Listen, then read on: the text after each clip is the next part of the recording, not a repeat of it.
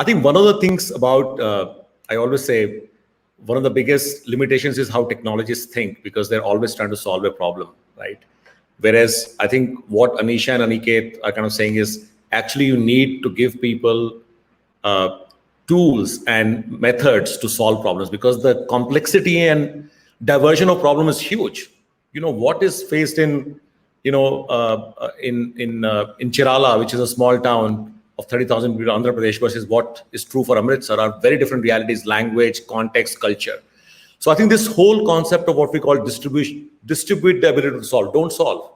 Because when you solve, you're basically value capturing. And that's the issue, and that's how markets operate. There's nothing, they have incentives to, capture value, right?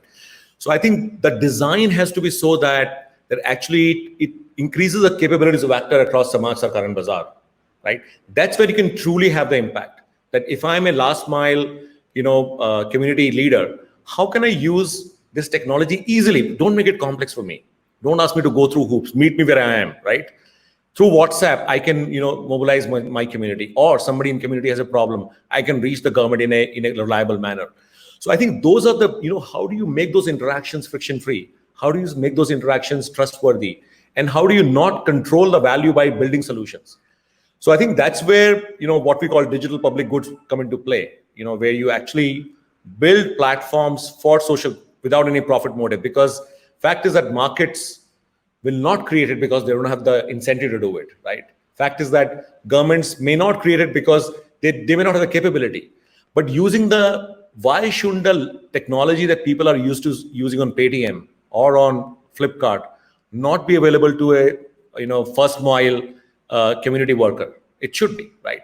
So that's where what we call designing interoperable, open, public digital goods is extremely important, because that can set in motion things that you haven't thought about today, right? For example, when I gave you the e-pass example, we never thought 4 years ago when we started designing Digit, which is our kind of public digital good for service delivery, that this could be used for e-pass. But the ecosystem came together, from Unilever to P&G to kind of FICCI to the ministry, and saying, let's design it together, right? And that's when the magic happens, when the cost of coordination goes down.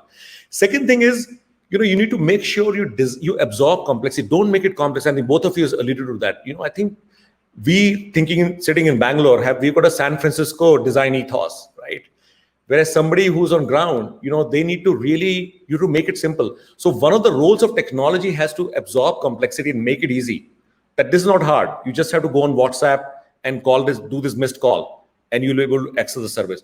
So I think I really feel, especially in the context of service delivery to citizens in an equitable and access manner, making communities stronger so that it is not taking agency away from them. Technology should not say, because the trust that people have in the local system is unbeatable, so actually enabling them to use technology to do their jobs better. That's where I really believe digital public goods have a big role to play.